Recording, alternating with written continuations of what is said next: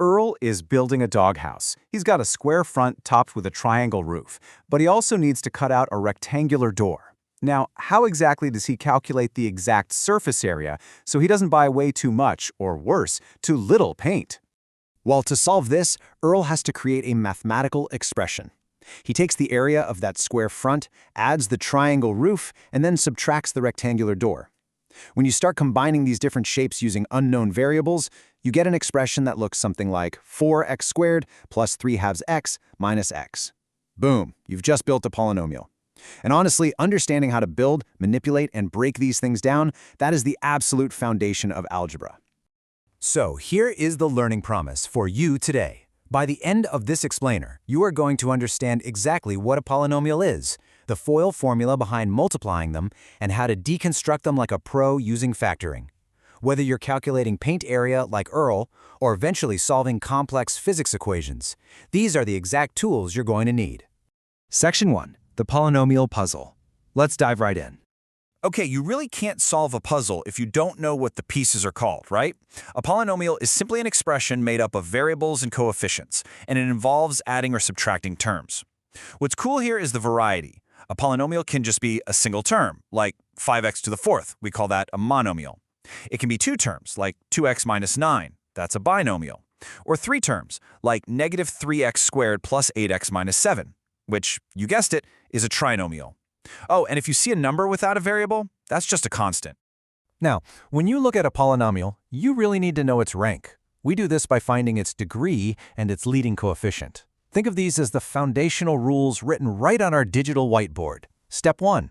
Scan the expression and find the highest power of the variable.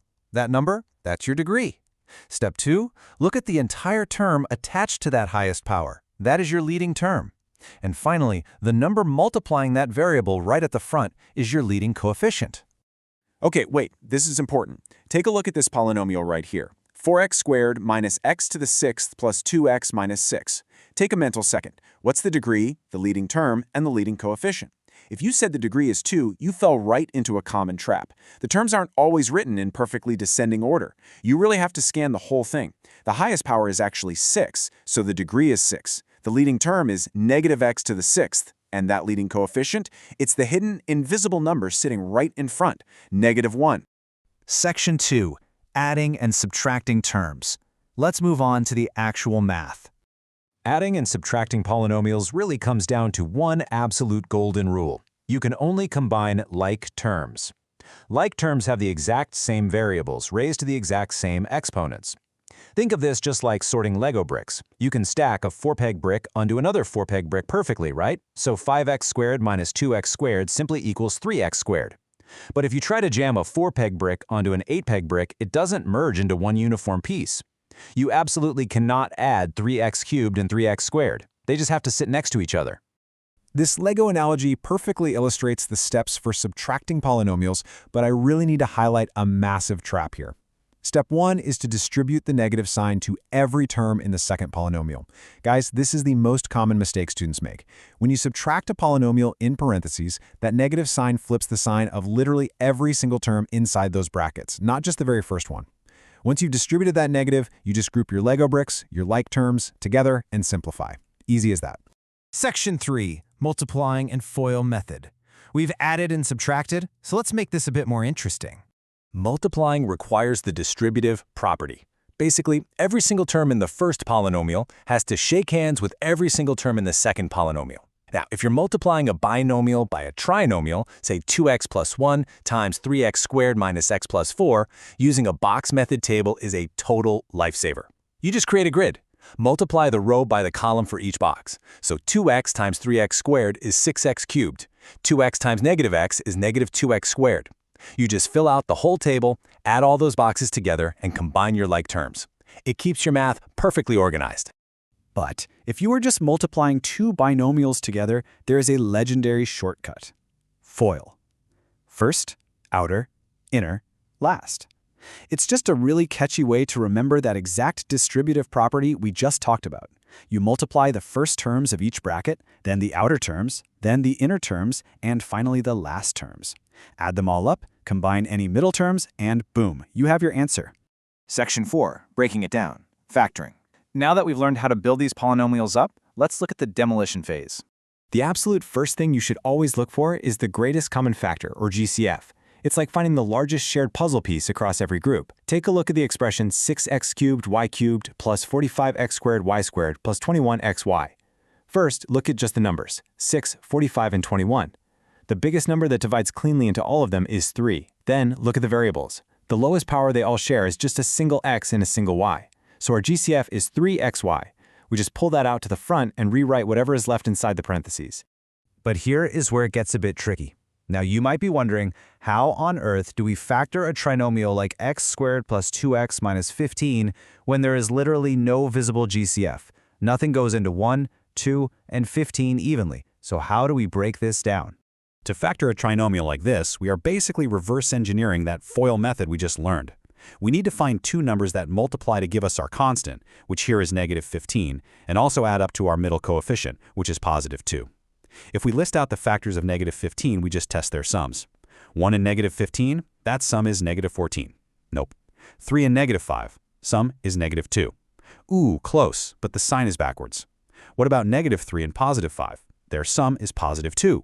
Bingo, we found it. Our factored form is x minus 3 times x plus 5. Now, right about here, someone always raises their hand and asks something like, wait, does the order of the factors matter when I'm writing down the final answer? The answer to that is a resounding no. Multiplication is commutative.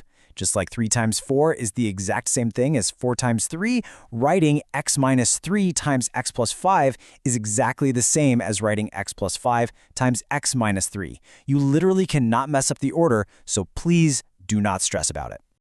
Section 5. Factoring special trinomials. Let's look at some cool mathematical shortcuts. The absolute most famous shortcut is the difference of squares. This happens when you subtract a perfect square from another perfect square. For instance, look at 9x squared minus 25. Notice something cool? 9x squared is the perfect square of 3x, and 25 is the perfect square of 5. And there is no middle term. Because of this, it instantly and perfectly factors into 3x plus 5 times 3x minus 5. Those opposite signs cause the middle terms to magically cancel each other out when you FOIL them. It's super satisfying. So a really logical next question is, hey, if there's a special formula for a difference of squares, is there a special formula for the sum of squares? You know, like x squared plus 25? No, do not fall for this trap. It's a massive pitfall on exams. A sum of squares absolutely cannot be factored with real numbers. It is what we call prime. But for a sum or difference of cubes, there actually is a trick. You can factor cubes using the acronym SOAP. It tells you exactly what signs to use in your factors. Same sign, opposite sign, always positive. It's an incredible memory trick that will save you massive amounts of time on your next test, for sure. Section 6. Summary and Final Challenge. Let's quickly wrap this up. We've covered a lot today. Let's bring this all the way back to the real world. Imagine you're landscaping a lawn. After calculating the total area and subtracting the concrete pathways, you find the area that needs grass seed is exactly 60x squared minus 40x. How do you simplify that so you can go to the store and buy the right amount of seed? You look for the greatest common factor.